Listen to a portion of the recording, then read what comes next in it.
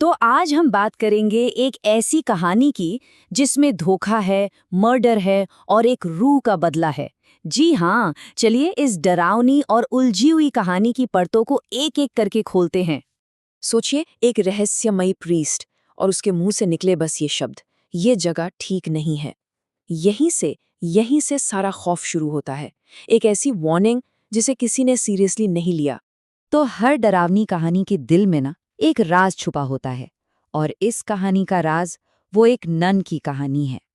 एक ऐसी नन जिसकी लाइफ चमत्कार और दर्द दोनों से भरी हुई थी। तो मिलिए सिस्टर डोलोरेस से। लोग इन्हें कहते थे द मिरेकल मदर। क्यों? क्योंकि 1993 में ये एक नन थी और डॉक्टरों ने कंफर्म किया कि वो वर्जिन है। इसके बावजूद वो प्रेग्नेंट हो गईं। सोचिए, बात इतनी बड़ी हो गई कि वेटिकन को लगा कि ये बच्चा शायद जीसस क्राइस्ट का दूसरा जन्म हो। तो देखिए कहानी कैसे आगे बढ़ी। एक चमत्कारी प्रेगनेंसी, वेटिकन की नजरें उन पर, सब कुछ एकदम किसी फेरी टेल जैसा लग रहा था। और फिर अचानक सब कुछ बदल गया। डिलीवरी से सिर्फ एक हफ्ता पहले सिस्टर डोलोरेस और उनका अजन्मा बच्चा दोनों ऐसे गायब हुए जैसे कभी थे ही नहीं। कोई सुराग नहीं, कुछ भी नहीं। चलिए अब कहानी में एक जंप लेते हैं और आज के टाइम में आते हैं। यहाँ कुछ टीनेजर्स हैं जो मौज मस्ती कर रहे हैं और उन्हें बिल्कुल अंदाजा नहीं है कि वो सालों पुराने एक रहस्य में बुरी तरह से फंसने वाले हैं। तो इस ग्रुप में कौन कौन है? एक है मारिया, जिसके पास कह सकते हैं कुछ स्पेशल पावर्स हैं, उसे चीजें महसूस हो जाती हैं। फिर है उसका बॉयफ्रेंड जैक, जो हमेशा उसकी फिक्र करता है, और साथ में उनके कुछ दोस्त। सब एक रोड ट्रिप पर निकले थे। उन्हें क्या पता था कि ये ट्रिप उनकी जिंदगी की आखिरी ट्रिप बन सकती है। अब देखिए, ये कोई इत्तेफाक नहीं था।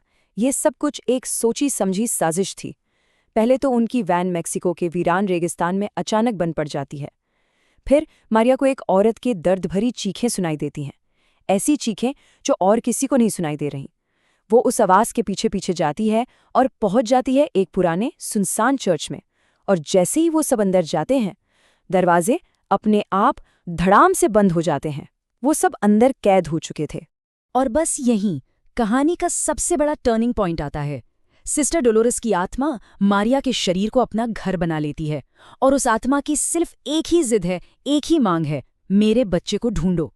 और इसी एक मांग के साथ सालों पुरानी वो कहानी और आज का ये खौफ एक दूसरे से जुड़ जाते हैं। अब ये कहानी एक मिस्ट्री की तरह हो जाती है।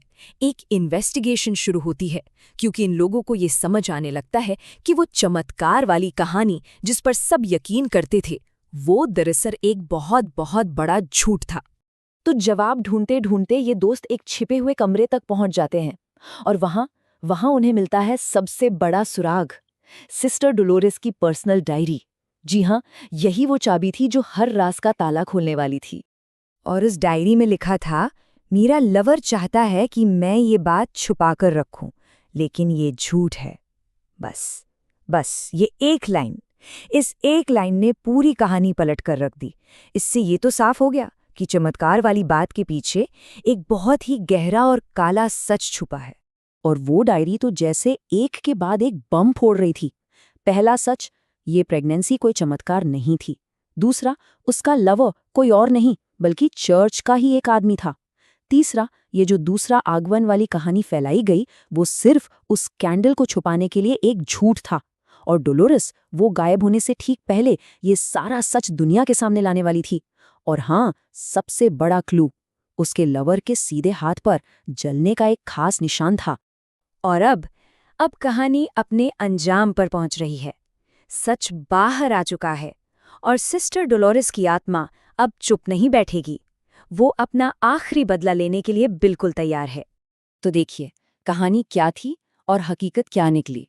जिसे दुनिया एक वर्जिन बर्थ मान रही थी, वो एक सीक्रेट लव अफेयर था। जिसे सब एक पवित्र चमत्कार समझ रहे थे, वो एक स्कैंडल और एक बड़ा झूठ था। जिसे एक मिस्टीरियस गुमशुदगी बताया गया, वो असल में एक बेरहम मर्डर था।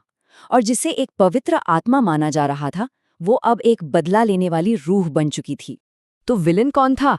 वो मददगार सा दिखने वाला लोकल प्रीस्ट। जी हाँ, वही डोलोरेस का लवर था। और उसकी पहचान कैसे हुई? डायरी में लिखे उसी जलने के निशान से जो उसके हाथ पर था।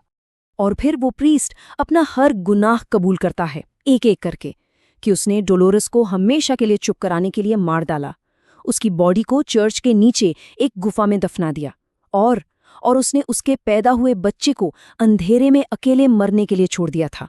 और अब इतने सालों बाद अपना वही राज छुपाने के लिए वो इन टीनेजर्स को भी एक एक करके मार रहा था। जैसे ही डोलोरेस की आत्मा को ये पता चलता है कि उसके बच्चे के साथ क्या हुआ, उसका सारा दर्द, सारा दुख गुस्से में बदल जाता है। उसकी ताकत कई गुना बढ़ जाती है। अब वो सिर्फ एक भटकती हुई रूह नहीं थी, वो एक माँ थी जो अपने बच्चे का बदला लेने आई थी, और अब वो उस प्रीस्ट का सामना करने के लिए तैयार थी। आखिर में सिस्टर डोलोरेस को अपना बच्चा मिल तो जाता है, माँ और बच्चे की आत्मा एक हो जाती है। पर यहाँ एक सवाल उठता है, क्या ये इंसाफ था या सिर्फ बदला? और सोचने वाली बात यह है कि क्या बदले से कभी किसी को असली शांति मिल सकती है?